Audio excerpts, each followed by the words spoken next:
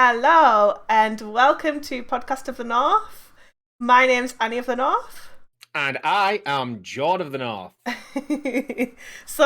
Today we are talking all things baby of the North, and we've got a lot to talk about. This comes straight after Jordan's baby shower stream, where we went through all of the wonderful things that have been bought from our Amazon wish Still list. scattered all behind me. All the babies Yeah. things. Um, Already the baby's taken over my stream I room. know, I know. Maybe we'll actually make a kind of uncover YouTube video for that as well, so you can see all of the wonderful things that have been bought for us without watching the VOD of us all chatting together. Wish Um, list uncovered. yeah, I think people like those kind of like Yeah. Unboxing. unboxing type situations. So what we're looking at today is all things Baby of the North. We're gonna start off with just a follow on from our Christmas stream, which was the last one we did. Yep. We're now in February, so we I know. totally Yeah. slept in January. Totally I slept. think we were just tired, we were just tired. Just January doesn't count. I did dry January, so not drinking was hard. So I can't. You can use the same excuse because you pregante. Well, So no drinking. my diet completely changed from the beginning of January, so I had to get to grips with that, which we'll touch on a little bit later anyway. So from our last stream, our Christmas Which was the stream, Christmas stream. yeah. So Christmas, it was all about present giving, present receiving, and it seems really strange that we're moving on now to being like, these are all the presents that we got for the baby. Yeah. She was like, we don't give and receive presents, and then look at all these presents. So yeah, we did get asked questions about like how we're gonna deal with presents and gifts with the baby, which we will get into in just a moment. But we just wanted to kind of talk about the Amazon wish list and um We had no why we choice did in it. it. We had no say. It was forced upon us. I imagine most people do it. It's they have a wish list of things which they wish they could get, but they probably can't. And what happened was, as Annie was, going through 1 month pregnancy, 2 month pregnancy, she was speaking to all of her family who have had children, and they're all saying, "Oh, this was so good, and this was so good." We were pretty much just going to be like, you know what, the baby is going to come out, and it's going to have whatever we've got, and that's going to be it. But Annie was obviously having, she had a bit of a wish list going of things which, in an ideal world, we would have, that a baby would benefit from and which we would benefit from looking after that baby. So I think it's safe to say, like, you had the Amazon wish list, which was like your ideal thing. And yeah, well, people just kept saying, like, Annie, where's the wish list? Annie, have you got a wish list? Annie, make a wish list for the baby. And they hmm were just nagging non-stop. They were on stream, DMing me, get Annie to make a wish list and give me the link. And I was just like, Annie's saying no. Annie was like, no, no, no, I'm not doing it. Well, the reason why I was saying no is because I had all these ideals on my Amazon wish list, and they weren't the most expensive things that I could find. There were things that would be affordable if we saved up some money to get eventually, and they're the things that I would personally buy if we had that money to do so. But what I was doing right at the beginning of my pregnancy was I was finding the things that I wanted, and then I was looking on Facebook Marketplace, buy Yeah, swap secondhand sell, or second pre-loved hand. thing someone was saying. Yeah, pre-loved things. I was looking in charity shops, and um, like my sisters have kids, so they were saying, "Oh, don't buy that because we've got it. You can have it." So that's kind of where I was, and then obviously lockdown happened again um, in January, which January was the month that I had earmarked to go to like IKEA, to go to big Yeah. cities with my sisters and like really get all the things that we really needed. Um, and so I gave up and I was like, do you know what? I'm going to put the wish list up there. I'm not going to like announce it or make a big deal of it. And if people want to buy from it, then they can. And if they don't, then just, no worries. That's fine. That's cool. And oh my word, Well, tw- we've got everything now. Everything we could have ever imagined on the yeah, wish list that we would have wanted for to be prepared. it's all been bought. So first of all, thank you to the amazing community of the North who have made that possible. Um, moving on to gifts and somebody was asking how gift giving and receiving will be in the North household, considering we don't buy or receive each other gifts. We ask no family to give us gifts. But for some reason, there's like different rules for kids and babies. I don't know. Like it seems there's this double standard going on where where families are like, "Oh, we don't do anything. Just make sure you get the little kids something, or make sure." And I'm just like, okay, so I think that was to respond to a few of the questions about the previous podcast for the Christmas gifts and receiving that we had. Somebody was asking, what will Christmases and birthdays and such be like for us when we have a baby? So, Annie. Okay, so like we're not absolute Scrooges. Like the our child will have joyful Christmases and birthdays and even Very joyful. Easter and all that jazz. They will have joyful times. It won't be centered around presents, but presents will happen because it is just a bit cruel to not give them any presents whatsoever. Um, what we're hoping to do and what we plan to do is to just make it a little bit more practical though, and Hmm. less materialistic as such. More So specific. yeah, so we're going to do the rule of four. So it's going to be something you want, something you need, something to wear, and something to read. So there has to be something educational in there. There has to be something to wear in there. And that could be anything. You know what kids are like. They could use a princess dress if they wanted to, Yeah. or whatever. And then there is the whole like something you want, because it's okay to want things, and then something you need as well. And it just puts a more kind of perspective of like present given, rather than just having like an absolute abundance of too many things that you're never going to use. You can't play with it all at once. Hmm. You can't use it all at once. So that is what Plus, we're as going to do. Plus, I find as they grow older, they'll be a lot more thoughtful because they'll actually get a say in it. It's like, what is something you want? What is something you need? And then they'll be thinking more about things that they want and things that they need, and not just being like, I need everything or I want everything. They'll think, well, I can have something I want. What's the most important thing that I want right now? And I think that's going to be really good lessons for them growing up as well. Obviously, the way we do things is we don't just never buy each other anything. We just don't do that on a specific day. So we might be out and about and decide that we want to, oh, this looks nice and I think you'd look great in it. And then, but you can buy that, or we'll buy that, or I'll get that for you because Well, yeah, because that's how we've because we got. can afford it, But and that's how we've because got all of our things. Like, if we just never yeah, bought things, and it's just we'd that we never don't. have It's just that anything. we don't surprise each other with gifts that the other one Yeah. didn't know about or ask Yeah, it's for. not So, yeah, it's not like a surprise, or it's not just because, oh, it's your birthday, so you should get something as a gift, Mhm. or it's Christmas, so you should get something. So we So do, like, that's the way we're going to do it, though. there is still gift giving, and being kind to another person is still a really important, like, moral to teach. But it's just being kind because you can, or being kind because they deserve it, not being kind because a day of the year tells you you should. Um, Hmm.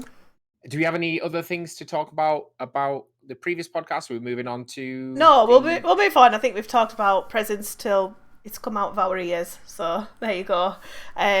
So baby of the north. it's coming whether you want it to or not. I know it's imminent. So we now have 6 weeks to go. Could be 5 weeks, depending on how our 36-week Could be scan 7 weeks. goes. Could be 7 or 8 weeks. All just depends on how the next growth scan goes and Hmm. what the healthcare professionals advise for us to do, and then we have to kind of make a decision based on that. But we're going to start from the very beginning about looking at when we decided to start trying and why. how a baby's made. So I want to ask you, Jord, have you Oh always god. wanted kids? Pretty much, yeah. I've Hmm.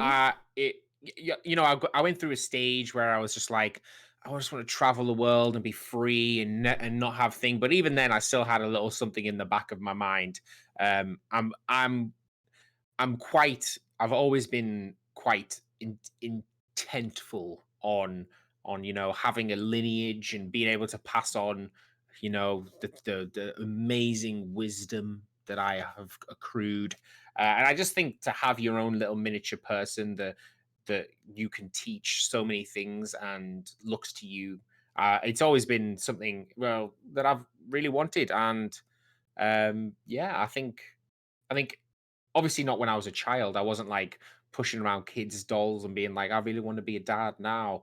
And then when we were even together for a long time and it was a possibility, I was like, one more year, just one more year of freedom, you know. So it's not a black and white thing of yes, I want kids and I will just have them. Um, I was appreciative of the benefits of not having kids, but it was always thing that I wanted. Yeah, I mean, for me, I always wanted kids ever since I was a baby. I've always had dolls, not always, because like when you get to like 16, you don't need dolls and proms anymore, do you? But I've always grown up with dolls, prams. I always wanted to be a mother. Always thought that like as soon as I hit like 20, I'd get pregnant and just keep getting pregnant and have all the children. Um, All the children. yeah, and then things changed for me when I met Jordan because I loved hanging out with him so much, and we had just had such a great time together. I didn't want to like add another person into that, and I was feeling a bit greedy about it. Um, Yeah, and it really changed my perspective on motherhood. Even like when we were going to get a dog, I had to think really, really carefully about it because yeah. like I didn't want something to encroach on what we had. Changed Um, the dynamics, and we were very thoughtful yeah, of it. And yeah. like the fact So, that it's not quite a child, but it's still you have the responsibility. You can't, leave and go somewhere for weeks. You can't unless there's a bit less of probably less stigma of like leaving your dog with someone for a week than the stigma of leaving mm, your kid with someone for a week. But we still had to be thoughtful of the fact that the things we wanted and the things that we had decided we wanted to do, we would probably not be able to do them as much or at all once we had a dog. And then the same thoughts we had to have when we had a kid, but like more so significantly because, you know, you have a dog for 6 months and you can pretty much, it's trained to be well. You have a baby for 16 years before you're able to, before it's able to, function as a human. And even then with, questionability in it. so yeah, definitely my viewpoint of motherhood changed significantly when I was 24 and I met Jordan. Was I 24? No, I would have been like 22. Yeah, you were younger. I think you were Yeah. like 20. I think you were 21 and I was like 17 when we met. And I was like 18, 19. You were Mm. 22, 23 when we were together. So like what obviously like when we were It's starting to all a think blur. but It's it was all a when we, blur it to was when me. we were starting to think about adding members of the family really, which was before just before we started to think about getting married. Yeah, I think we I we, was we were thinking very forward, and we were very we talked about it quite a lot to start with. And I think it's one of those things that when you're in a relationship, if you just don't broach the subject for like 3 or 4 years, then what happens if you have completely different opinions and you've spent 3 or 4 years yeah, I together? mean we established after the first couple of years that we were probably going to want to have kids. No, it But was it was way earlier than that. It was we established probably in the first 6 months. yeah, We were probably. just talking and being like, we weren't Mm. saying I want to have kids with you. We were saying, do you want to be a dad? Do you want to be a mom? We're like, oh, I'd love kids. Back then we were like, I want like 5 kids. I want a massive A family, huge family, all that huge jazz. family, all the kids running around the house. And then when we first got together, it was like our first experience of babies as well, because my little sister got unexpectedly pregnant when we first started going out, didn't we? And that was our Yeah. first niece, and we'd often babysit for Mm, for the day and have her in our cafe, in our coffee shop for the day. yeah, just be looking out for them. And There's so like in terms of like our experience with kids, we've had two nieces and three nephews, and we've yeah. looked after them, most of them since birth until like now. Until Yeah. COVID. Yeah, but like, did you have any kind of other experience with kids other than that, or? Yeah, I mean, I would say so. Yeah, I mean, even for example, just in the workplace when I was working at Costa, like Mm, I was the one. All the kids used to love me. I'd be hanging out with the kids and entertaining them and being really friendly. My nieces and nephews on my side. There isn't as many. There wasn't as many. And yeah, I kind of your had them. Plus, cousins. You only have my cousins, you've sorry, got one cousins, not nephew, nieces yeah. and nephews. I don't know. Yeah, my cousins. It's all the same thing to me. Yeah, my cousins. I hung out with them a bit when they were younger, and I had a so my younger brother. When they were growing up, there was quite a large age gap. So pretty much from the age when I was maybe like 14, 15, there was a small child there, and there's always that brotherly instinct of looking after them. So hmm that was something I had quite a lot of as well. Yeah, I mean, like my experience with kids really started with Amelia, Mm. our first niece, and Amelia was like the the kids that put me off kids in a way, not in a bad way, because she was a perfect child, wasn't she? She was Yeah. absolutely beautiful. She was perfect. She was quiet. She was easy to take care of. She was absolutely adorable. She'd come and help out in our cafe. Well, I mean, like Hmm. help out Yeah, yeah, in like our cafe and come and dance and give us shows, and like she was an absolute joy. But it made me realize just how big having another person in your family is, responsibility. and Yeah. like how it was like that is a big thing in your family. And yeah, from Maybe then that was on, the. we weren't really in a rush to have I children. think maybe that was the difference between me and you because I was never in a rush Mm, personally because I'd seen a lot of kids and I think I pretty much coined the term with between us of well, at least we can give them back. It was very much like a thing. yeah. You'd just be like, oh, that's so cute, can't wait to have my own. Oh, it's so cute. And I'd be like, you'll be glad to, at least we can give them back now. When we have our own, we can't give them back, you know. So it was very much I appreciate, children and the presence they bring, but I was also I was more so appreciative of the freedom of not having children all those years. But I yeah, think that it's was the taken us a. difference. I feel like it's taken us a long time to grow up, though. Like Hmm. I feel like we're probably only just really doing adult things now in our life, What, and like naps and and no, but I feel like I actually feel like since COVID hit, um, we were just free spirits. Really, we were. I think like being stuck at home. Um, Not that I'm saying we've had a baby because we were stuck at home, because we kind of planned it, but Yeah. it kind of makes you realize that, it made me realize, yeah, you've gone blurry. It made me realize that I actually don't miss going out. Yeah, I mean, I was kind of growing out of it and just being a bit like, Yeah. when your hangovers get longer and your drink tolerance drops and you're a bit like, oh, this is quite exhausting going out Mm. and doing all this, this stuff, this partying or adventures and all that kind of thing. I mean, I still appreciate it and enjoyed it, but it was very much getting harder and harder Yeah.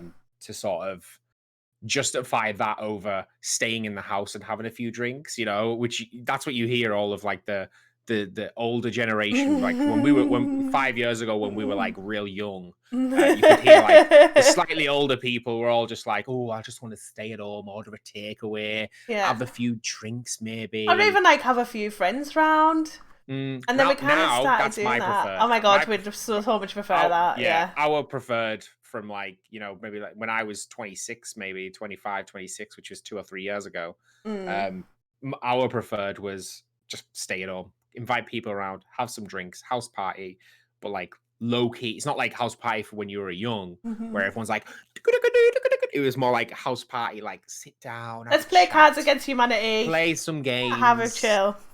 Right, we're going to move on. So, let's talk about. So we've talked like why we want kids and stuff. The conception of our child. We're not going to talk too much about it because Absolute we're gonna drag on. shambles. So we decided to start trying. We decided to start getting healthy though, because we were like, we want to be Yeah. healthy if we're going to be trying for a baby. I want to have a healthy body. And I lost a little bit of weight, and then we tried, and um, and then we were like, oh, actually, let's stop trying because we're doing quite well at getting Like healthy. it was dropping off us, right? Yeah, It was like it was because considering like up until that point we'd try and lose weight and we'd just be like maintain weight for like a year, and we'd be like, oh my god, this one time we were like, we'll try and lose some weight, and then we didn't really, and then like a couple of weeks passed, we hadn't like weighed ourselves or anything really, and then we were like, you know what, life's too short, let's just have some kids there, let's just do yeah. it, right? So then we were like, right, and then it was like less than a week, and then you weighed yourself, I think, and you were like, oh my god, like I've lost a stone or something. Mhm. And you were like, we should stop and actually carry this on and just see how it can go. Yeah, lose a bit of weight, and then Yeah, the pregnancy will be easier because I'll be skinnier. Um, but baby the turns out, North had turns different out ideas, and that's not how conception works, guys. yeah, it's weird because like for the weeks afterwards, I was like, oh, I think it's gonna be hard for us to make babies. I think it's gonna be difficult. I don't think we'll ever get pregnant. And I can remember going to our neighbour's house and getting really rassed. I mean, drunk. We got really drunk. I had a bottle of wine, and I was saying to John's cousin, "Oh, we were thinking of trying for a baby, but I just don't think it's gonna happen to us. I don't think it's gonna happen." And then we woke up the next day, and I was so ill. I was so hungover for a week. And then 2 weeks. And then 2 weeks, and I was like, "Oh, do you know what? I'm gonna just take a test." And I did, and it was positive. So, and thus arrived And my it was me, fast pregnancy. asleep in bed. She woke me up. John, we're gonna have a baby, and I'm like, "Uh, where? What? Who? When? Oh, that's cool." It's really strange because you imagine your reveal story. So like you're like coming from the toilet, going to see your husband, and then you crying together and like having a like moment together or whatever. But it wasn't like that. No, I think it's really glamorized. It Like I is. can understand that if, if like somebody's finding it hard to conceive, because I feel like that they're the ones where you see that, where you see like them just burst out crying. And Mm. it's not just because like, oh, like we've always wanted this our entire life and then we just finally got it. It's more so like we've tried so hard and we've never thought it would happen, or we've tried for months and we thought it wasn't going to happen, No, and then it happened. I don't even think that. I think it's just like all the big hallmark events, isn't it? Like, like getting engaged. Like we didn't make a big deal of that either. Like No, we didn't do it in a restaurant in front of hundreds of people, and we didn't do like, like it's that kind of thing. you It told me was. you'd leave me if I didn't. Oh, I know. I didn't want that. It's just that kind of thing of like, like I'm pregnant, and you were just like, all Oh God. right, okay, Especially because we just I'm decided to pregnant not then. try. Hmm. It's Yeah. like, let's try. Let's not try. Okay, I'm pregnant. And plus, like the combined fact that I just woke up and I was like probably dreaming about being a Power Ranger or something. I'm like, what? Anyway, next question. So we found out. We felt fine about it. It wasn't like the most overwhelming like thing in the world, was it really? No, So pregnancy. So pregnancy's hard. It's really hard work. I don't want to go on too too long about it, but pregnancy is hard work and it's a team effort as well. Like it's not just me that's pregnant. Like we are pregnant as a Even though you couple. think that's not what you think when you're having an irrational moment, Yeah, you but know? I am the one that's actually carrying the baby though. But to begin with, like for the first 16 to 20 weeks, and this is something I really wanted like voice on this podcast more importantly than ever. It's the most isolating time of your life. You feel so lonely and helpless and ill and like you've got nothing to show for it yet. So like nobody cares. Like nobody cares that you're pregnant at that point because there's no bump. Like this Yeah, whole because most people don't reveal because 'cause they're like, "Oh, you it's there's like that thing like don't reveal until this time because yeah. there's a high proportion of miscarriages at this stage." So Hmm. generally, you can tell like me and like maybe your mum or something, but even then, it's like depending on who your mum is she gonna tell the entire of the world? But see, for me, like I'm a big advocate for doing what you feel is right. And for me, I wanted to tell everybody because Yeah. if I had a miscarriage, I would have told everybody that I had a miscarriage. So Hmm. I didn't see the value in keeping it a secret and suffering in And silence. feeling so alone. Yeah, I think in the end you said something quite interesting, which was the reason for not telling people is not for you, it's for them because people don't want to hear that you've had a miscarriage, if that makes Yeah, sense. So it's kind of absolutely. it's kind of like you don't tell people because then they will like they'll because that puts them into like a weird place when they think you're gonna have a baby, but then you don't, and then like they have to interpret that. And so you were just like, you know what? This is about me. I'm gonna tell people and I'm gonna be okay with telling people if it doesn't go the way we want it to. Um And even then, the response for me saying was, "Oh, it's early days. It's early mhm. days," and it kind of takes away from Yeah, the mhm. pregnancy, and it really, I definitely think that it's something that should be touched on more in society because, like, those first weeks are so important as well because you've got to work. So I was working full time, and at the time as well, I was working full time in a mask And with she was just feeling sick all the feeling sick all the time. time. The bathroom in my workplace is up 3 flights of stairs. So if I felt sick, I had to wind my way through a store and get through an office and then run up 3 flights of stairs, type in a Put a code code to in. get into the bathroom. So I had to be like really aware of myself. I had to make sure that I was eating quite often so that I didn't feel sick. And it was just really isolating and lonely and it was a horrible time and I think that there should be more people announcing their pregnancies earlier if they want to. Mhm. Obviously, if you're a private person and you wouldn't share your miscarriage with people, then that's fine. But you're just as pregnant when you're 12 weeks pregnant as what I am now when I'm 30 whatever weeks, 32 weeks pregnant. You're just as pregnant. You've still got a baby inside of you, you Yep. know, and you feel just as pregnant. So I had a baby then, and I've got a baby now. It's the same one.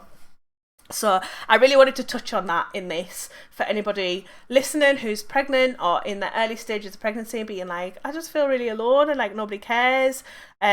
Make them care. Tell them. Mhm. As soon as I started telling people, they were a little bit more lenient to me run to the toilet every 5 minutes, and they were a little bit more worried about my welfare, which was what I really needed at the time for Yeah. sure.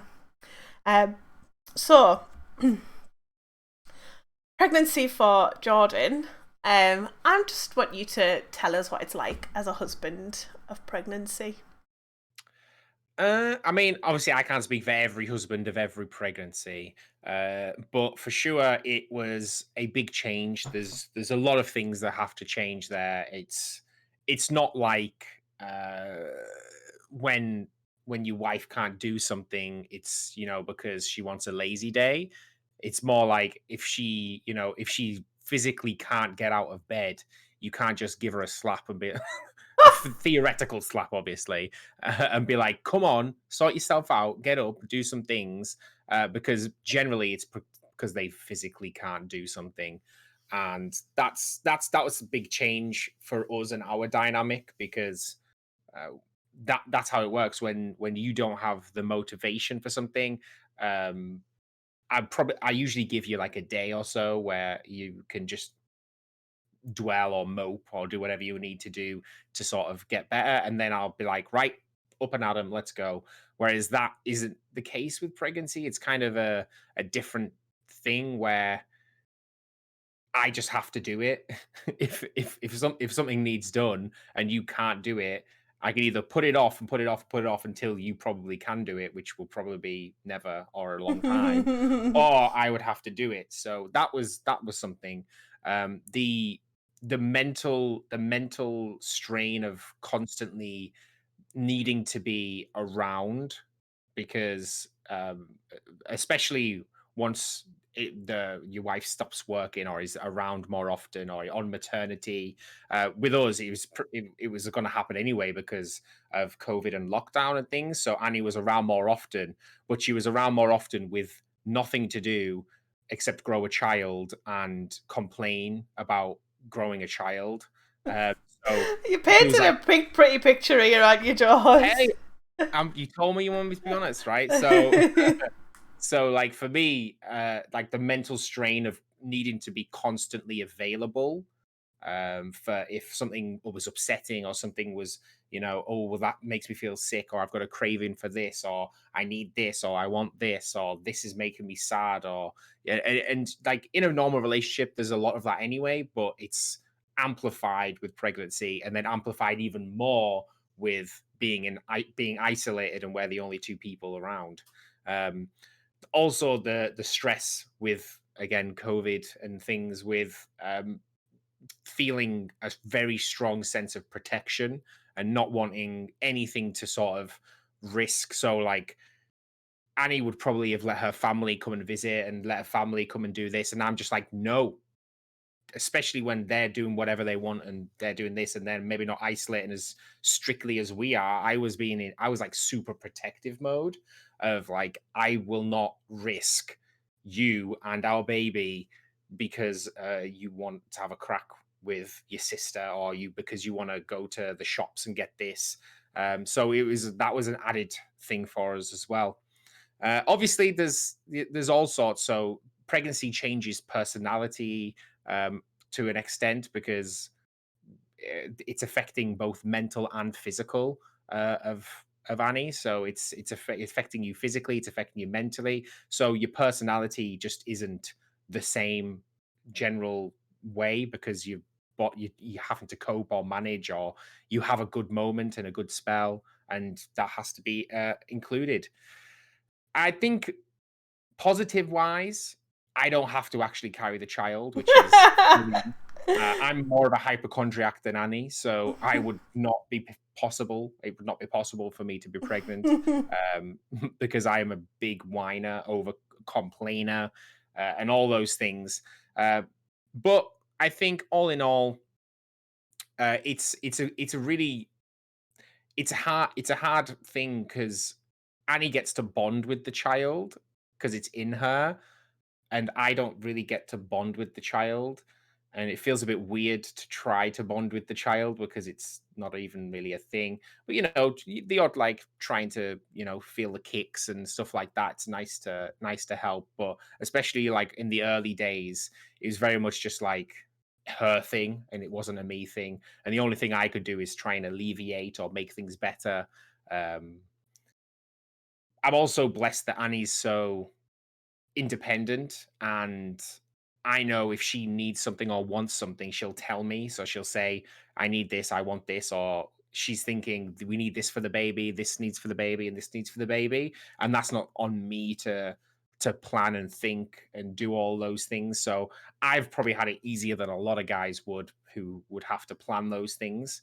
And yeah, I think it's definitely an experience, and I don't Mhm. think anyone should expect to do it perfectly the first time round. Maybe even not the second time round, but you could learn. It's a learning thing. You've got to grow together, learn together, and you know, love each other regardless of how much of an annoyance the other one is. Yeah, I think it's really difficult for men because they get completely excluded from pregnancy almost, and with COVID as well, like you've been completely excluded from a lot of the journey. I've had so many meetings and so many Yeah. appointments, and I've learnt so much about what's going on that you haven't really been there. Hmm. And I mean, in terms of like getting the baby stuff together, I know that you're not interested in any of that, and it's not like I've had anything else to do. So, Yeah, yeah. I've so been happy to let you get on with it. in terms of putting like the wish list together and stuff like that, it's not been too bad for me. But I do think it's important to hear from men and how they feel about being pregnant, because at the same time you're dealing with emotions of like your life's about to drastically change. You're going to have to watch the person you love most in the world go through a really painful experience. You're going to have to be really supportive in that kind of way. You also have Sorry, to I'll just be like one of the back in the 80s where I just sit outside with a cigar go in the smoking room. or in the smoking room. And also like you've got to respect a lot of my decisions when it comes to like the birth, which we're going to talk about Hmm. next, um and trust that I am doing the best that I can to look after our baby um whilst it's inside of me. Hmm. And it must be quite like quite a weird thing because it's something that's yours, but you don't really have that much control over it. So, and I think like the mental health of like men during pregnancy as well as women is important. Well, Um, again, men are very stoic and they don't really, talk about their mental health. So I can imagine, when you do my head, and I'll just tell you, whereas like there'll be some men who probably are getting battered around, and I can imagine there's some women who are absolute nightmares when they're pregnant, and it's kind of like this belief that you just got to let them do whatever they need to do, be there for whatever they need.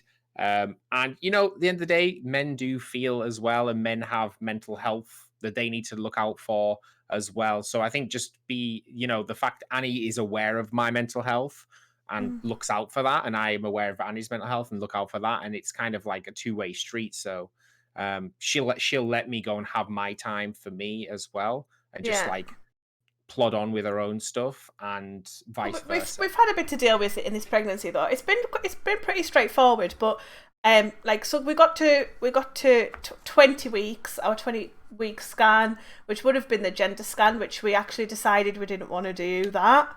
Um, we didn't want the And you whole you've been gender changing your thing. mind every 5 minutes since then. Oh, I would definitely know the gender if it wasn't for Jordan. Hmm. But we decided we didn't want to do that, which we can talk about in a little bit if you want. Yeah, we'll talk about that in a little bit.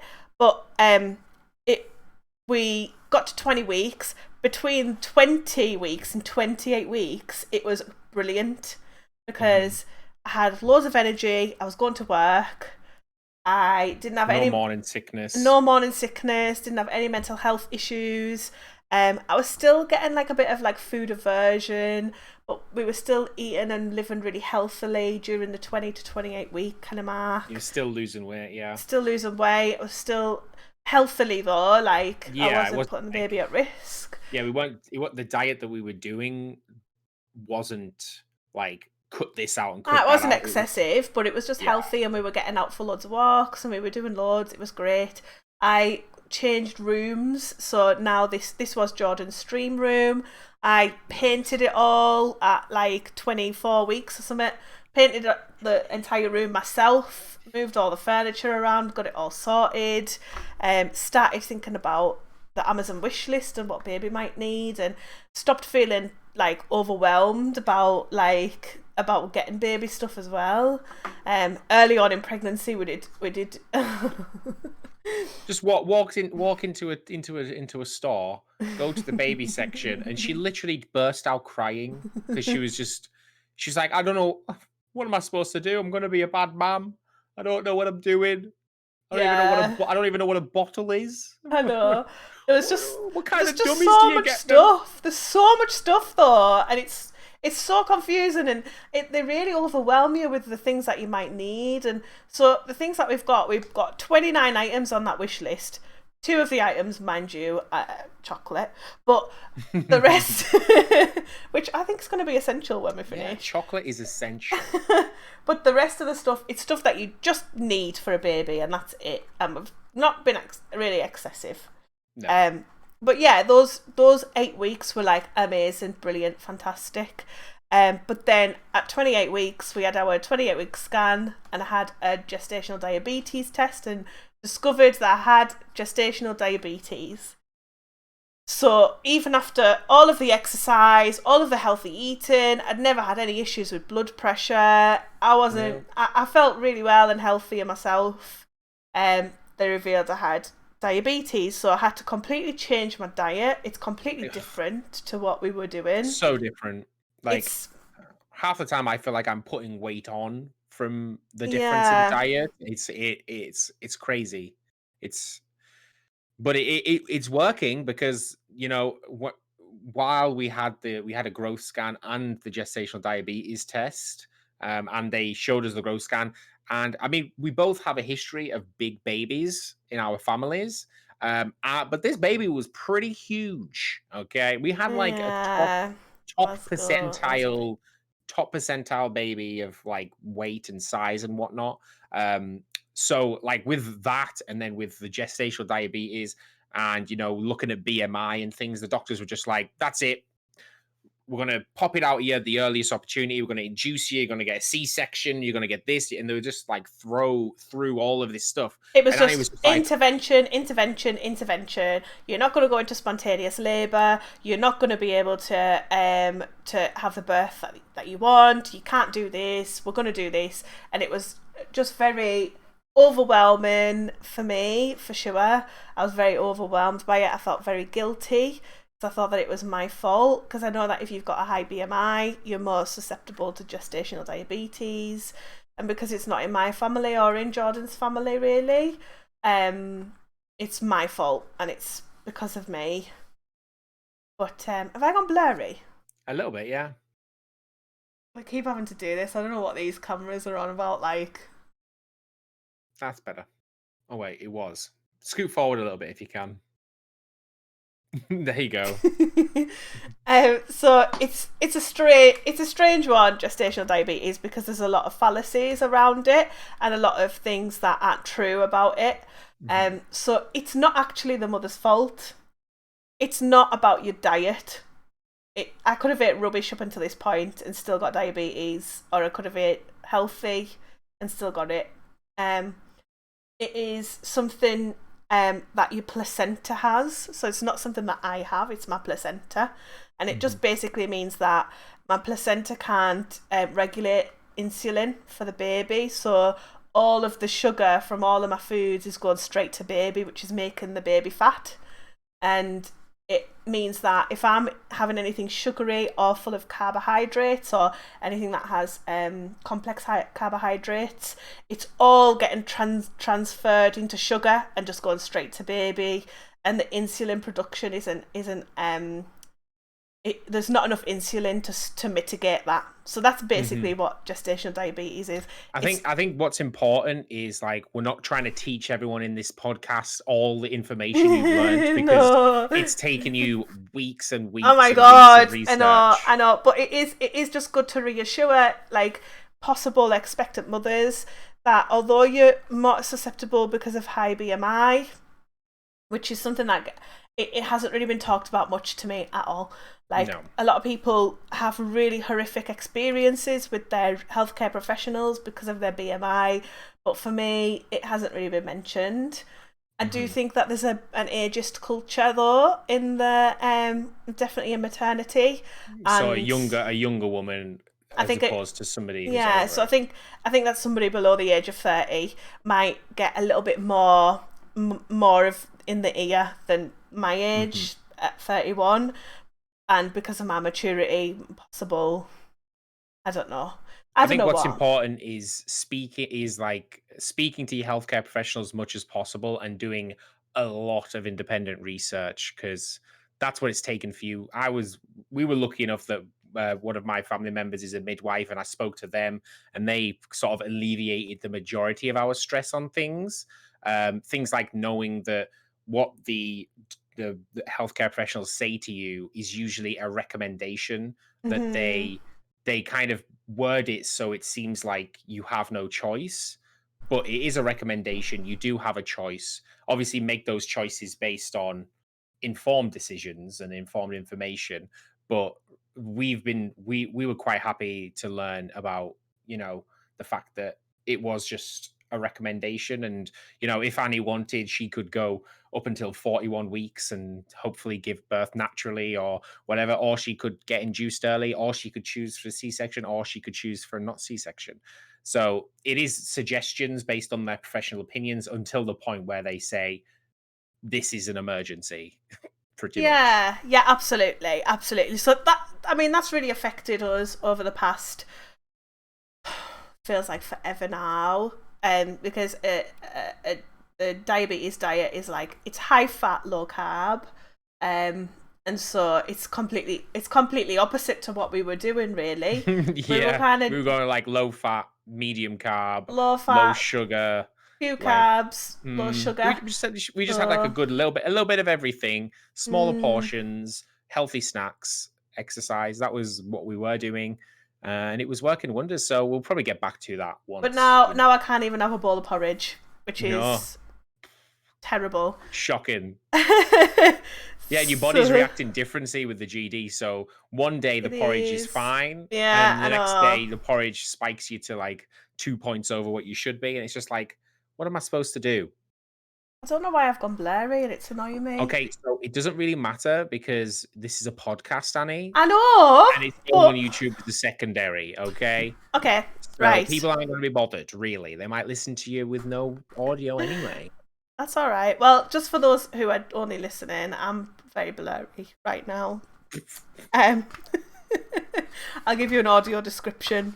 Um, right. Okay then. So with all that information, we're not going to go too much into like the actual birth, but we've decided that we're going to probably go for the induction if it's offered to us, just because there's a lower chance of stillbirth if we go for induction, and it means there's a higher risk of all the interventions that they Yeah. mentioned. And it's just we're just gonna take the risk of intervention over the risk of stillbirth. Hmm. Um, and yeah, and the way that that's going to work with COVID is that I'm going to have to be induced alone, which is horrible. I'm dreading it. I don't really want to do it like that, but um with our um with our place hospital, once Jordan's in that room with me, he has to I stay can't wait there. at all. So it's like if Annie gets induced and it takes 7 days for a waters to be ready to be broken, I would have to stay in the room without a bed to sleep in, like without going Mhm. anywhere for 7 days. I So mean, it wouldn't take, they wouldn't leave me for 7 days. The longest that they would leave me, I think it's 18 hours. So they try for, it's like 6 hour intervals, mhm, and then if things aren't like progressing, it can stress out the baby, and then they'll consider C-section after that, I think, yeah. or a different intervention. But I think it would be like 3 days at the most. But 3 days of being stuck just waiting for a cervix to Mm. soften is quite is quite a long time, isn't it? Long time for you, even longer for me with my short attention span.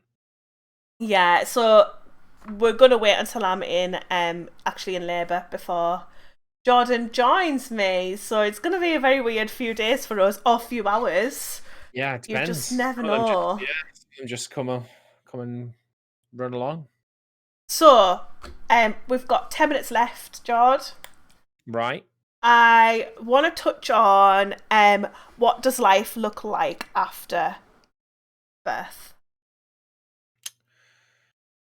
Well, this is I mean, we've very vaguely talked about what life looks like, but I think it's going to be uh, trial and error, probably lots of error, trial and lots of error, because obviously we're lucky enough that you've got a pretty good maternity package and like holiday and you've been furloughed. So you'll pretty much be with the baby for, I don't know, until it's what age? I'll be on maternity for at least 9 months. I can go up to 12 if I take 3 months unpaid. So potentially you'll be there forever, the entire Mm. time up until like the baby's one Hmm. almost. So that would that I mean that would be great. Obviously, me, I work from home. I'm a full time streamer, content creator, so I will be, hopefully I'll be able to maintain a schedule, and the idea will be Annie, who will be there all the time, can have the baby whenever I'm doing work or doing things. And then in the other time, we can either hang out together or I can look after the baby. She can have a nap. She can, spend some time for herself. So I think really we're in like the best position that anyone could be in to sort of look after the baby to the optimum way after birth. And yeah, I think it's the most difficult thing that we've sort of touched on is that we have and a very hyper dog. Luna's such a lover. She just wants to like give kisses and cuddles and play, and like she hasn't really had much to any experience with small fragile babies. So that's going to be the main barrier for us to overcome, I would assume, other than the fact that we're obsessed with sleep. We love sleep, and we're probably not going to get much of it. Yeah, yeah. I mean, I think I'm not too worried about our initial life after stream. I'm more worried about the fact that I will definitely have to go back to work because of our financial situation. I can't Hmm. be a stay-at-home mum, but I don't think I would want to be a stay-at-home mum anyway, so that's like okay. Um, but yeah, I think that it's excuse me. I'm Excuse yawning on my own you. podcast. I think that we need to just really concentrate on it not affecting the stream too much, and you know, trying to make baby not a massive feature of the stream all the time because I don't know if Yeah. that's very entertaining for people, um, Yeah. but yeah, definitely. I mean, we're not going to be secretive. Like somebody mentioned to me, like, Yeah, are you like not going to don't show the keep? baby. Are Yeah. you not going to like keep the baby like shielded from other people seeing the baby? And I'm like, I'm not gonna lie, babies look like potatoes pretty much when they're first born, and our potatoes probably. We're gonna love our potato, and it's gonna be the most unique potato we've ever seen. But I get the feeling that people on stream aren't really that bothered about seeing our Yeah. potato. I think as well what people don't realize is when you have a baby, you legally have to go and register that child and pretty much, put it into the system. And it becomes a part of the system. And then we live in a technological era where there's cameras everywhere, there's social media everywhere. So it's like the extent where which people are like, unless you're living off grid, and Hmm. like that's the only real place or time or thing when like shielding would really be beneficial But I think they're just. because I think they're just more saying like, if there's somebody dodgy watching the stream that would gain something more from seeing a baby than someone else. sometimes I bend over to pick things up. If there's But someone that's dodgy watching my stream who gains something extra, there's nothing you that's can do about different. it. You're not vulnerable or a minor. But no, I'm not really worried about that, to be honest. I'm not No. not really like concerned about that. Our baby, like I feel like our house, our life is an open book, Hmm. and we share everything with the stream, and there's not really that much that's private, and I'm quite happy with that. I don't really Hmm. mind. I don't feel like we have to be secretive about our life, really. No. I mean, obviously, like we don't broadcast every single moment of our lives because No, nobody we're not wants like to. Big Brother. Yeah, nobody wants to see you on the toilet or anything. But, I mean, but yeah, I'm not really that bothered about that. really. Yeah. Anything Yeah. else? No, I mean, No. unless you want to touch on the whole gender thing, why we didn't find out the gender of the baby, and like how you kind of feel about that. We can talk a little bit about baby names as well if you want to. Yeah, so we didn't find out the gender of the baby. It was more my call than Annie's. Annie kind of agreed with it to an extent and was just like, "Well, you have stronger feelings to learn to not gender the baby, not find a gender than I do to find it." So we kind of made a compromise and decided to not find the gender of the baby. And the reasoning for me is, I'm kind of down with like I'm I follow like a lot of things. I try to make myself aware of a lot of things, and I've sort of built up um, a perception and a belief system, which I think is fairly liberal in that realistically, the society from before you're born decides to give you labels and gender you and put you in this category, and then when growing up, it just gets amplified because you only wear blue or you only wear pink, and you only play with Barbies, or you learn to cook, or you play football, and it's just like a continuous cycle. And for me, it was like I'm not worried about that when they're born, but I was more worried about the pre-birth effect that might have not only on myself but also on Annie, because at the end of the day, we are products of society, and we've felt we feel what we've been taught to feel. So we're also prone to believing these things and like imposing them without meaning to, almost.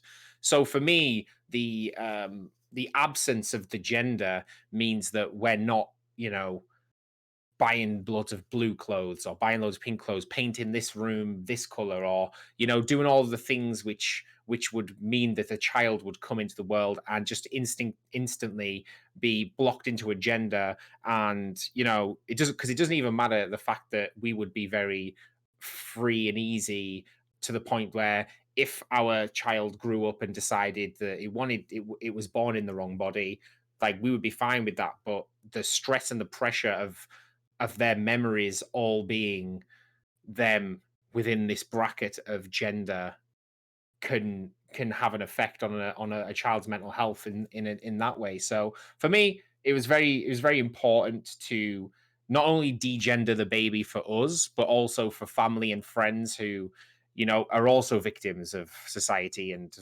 that sort of cultural stigma. And yeah, I think it's a good call, and made us more thoughtful when it comes to clothing, where we're buying like kind of neutral clothing.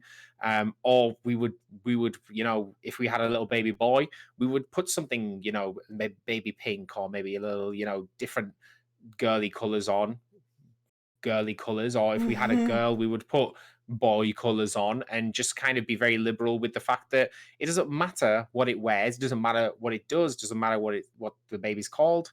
It's a baby, and it will have the name that it has. And that name, even then, is just a name, and it doesn't mean anything. It doesn't mean that they have to be anything. It doesn't put any pressure on them to be a certain way. And for me, that's really important. Not so much for Annie.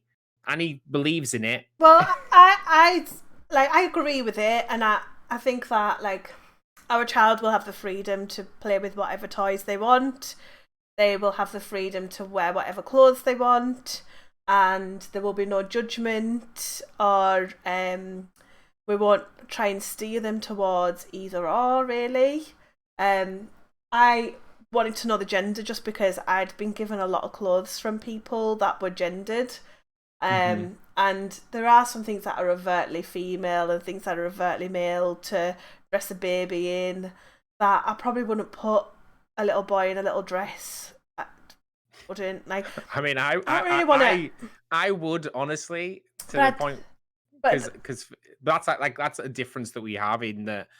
Like for me, having a little boy who's wearing something like feminine, and then someone's being like, "Oh, what's her name?" And then being like, "Oh, he's actually called this," or being like, "They are called this," because again, like Yeah. gendered pronouns like he and she.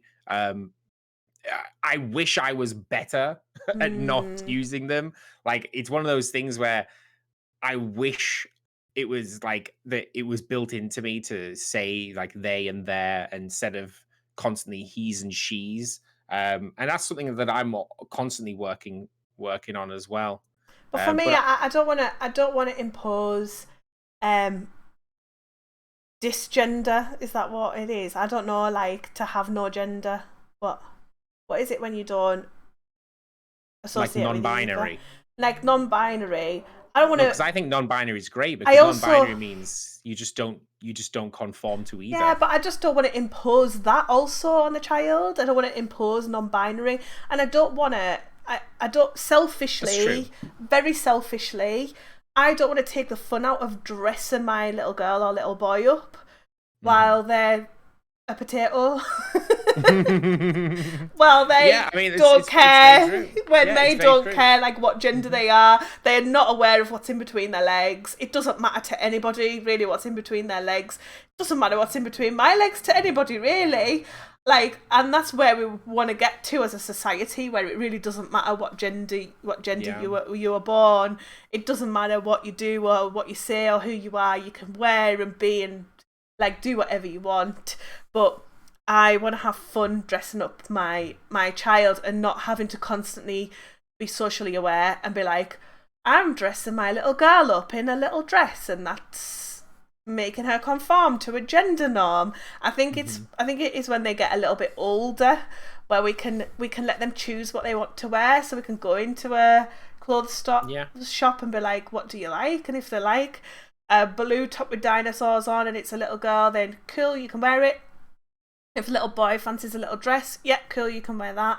And do it that sort of way. So for Yeah. me, I want them to be a little bit older Mhm. before we think Yeah. about that. But I do agree in what you've done because it has made people think a little bit more carefully about like or not think at all about what the baby's going to be like or who they're going to Mhm. be, because you kind of make up an idea in your head. And I think if I knew it was a little girl, then I'd think about Amelia as a baby and her growing up, and I'd kind of create a person in my You almost head. like make yeah, we almost inherit like subconsciously make like a game plan. Like, oh well, I wanted to learn the violin or the piano, and Yeah, I want to take it to yeah, dance absolutely, class yeah, and all yeah. those things, and it builds up and builds up. Whereas it's made us a lot more thoughtful. Of it doesn't matter what gender they are, if they want to go to dance class or they want to learn violin or they want to play football, whatever gender they might be, we will just figure out what they like and let them do whatever they like to do. And I wonder, I do wonder if we bring our child up the way that we want to, it's going to be difficult because of outside influence. But Mhm. if we bring our child up in a non-binary kind of sense, will they worry about what body they're in? Is worrying about your body, what body you're in, something that is because a female body is female and a male body isn't male? No, I think the for me, I think removing that it removes the pressure of being either or any. Mm. Therefore, they are not obliged to be anything except themselves. Whether so they still have identity, which Yeah. is they are who they are. But so in fact, I feel like more kids being brought up with the idea that they can be anything and they don't have to say I'm a girl or they don't have to say I'm a boy. They can just be whatever they are and not have a label on them. And for me, I think bringing them up with that gives them a sense of identity away from gender. Whereas like when we grew up, it was like you're a tomboy or you're this or Yeah, no, yeah. boys will be boys or you're a this and you're a that you're oh aren't you a pretty girl or aren't you a pretty boy? And the fact is they could be whatever they want to be, and it's not tied to any of these denominations because they are just themselves. But I mean, and it's then it's and it's definitely. not like, and it's not, there's not that shame there. Like my brother growing up, he used to love wearing dresses, and thankfully he grew up in a family where that was okay, and he was allowed to do that. And but there was still a shame there, because wearing a dress is attached to female gender, Mm, and he had to feel that stress, that anxiety, that battle, because certain things are attached to gender. Whereas if you're neither gender, if you're just whoever you are, if you're just your name, if I am just Jordan, I can do whatever I want to do, and that's kind of why I'm wearing dresses on stream. It's not because I want to wear a dress and thing. I'm breaking down the walls for myself of gender norms. Of it's normal. It's only normal if a woman wears a dress, or it's only normal if this happens. And I feel like that only comes around through being open to being of by not putting the pressures of gender on a situation. I It's do very, we could feel have a whole though, conversation yeah, on I this. think We could this have a could be whole it. This could be the next podcast. podcast, but like you do it kind of ironically though. The it's people, it's kind of ironically, but it's also for me because I've grown up with the pressures of being male, yeah, which so it's like women, liberating. like you can't really comprehend the pressures of growing up and being a male, and I can't comprehend the pressures of growing up and being a female or a Hmm. woman. It's like we each have our own perspective, and I'm aware of the things which would seem shameful for me to do, or wrong, because I'm not a girl, or I'm not this, and I'm just, for myself, it is partially ironic, but it's also, like I say, to stop, um to make it not, to make it like it's okay, because at the end of the day, Normalize it, I could yeah. I can I could have a 16-year-old boy in my stream who enjoys wearing dresses, and he comes in and sees me having fun at wearing a dress, and he's like, that's normal, Yeah. you know? And he doesn't look at me and think, "Oh my god, you're a guy, you shouldn't be doing that." And I get those people that come into my stream and they try to shame me and say, "You're a guy, you Yeah. shouldn't be wearing a dress, that's disgusting." You And you things like, actually get called a femboy quite a lot. yeah, I don't, Seeing don't that. assign any assault or any harassment to that. I don't go, "Oh, they're assault and harassing me," because I feel like to do that makes them think that what they're doing is successful. Um, But I'm very much, I think that's like in terms of like Baby of the North. I think that's the thing that we're the most worried about actually is the wider society and the way that they judge people and put people in boxes and make them go a certain way, when what we want to do is we want them to feel completely open and do whatever they want to do do. whatever they want to do and be the person that isn't kind of controlled by societal expectation. So Hmm. that's our biggest worry for our baby, for Yeah. sure. But we are looking forward to moulding and shaping an individual that is kind and happy and friendly and their own person. I think that's what I'm looking forward to most. Like when you get to see like their Yeah. character coming out, and it's a little bit of what we've created, for sure. But yeah, we could talk about gender roles until the cows come home, couldn't we? Oh Really? yeah. We could talk about anything. We could talk Yeah, about we could. Yeah, we could. anything that society imposes. Yeah, For for me, I sure. could talk for days. I mean, I'm a streamer. That's not a real Yeah, job. that is. Oh my god, that will probably actually be our next podcast. We're going to talk about the life of a streamer and what is involved in that.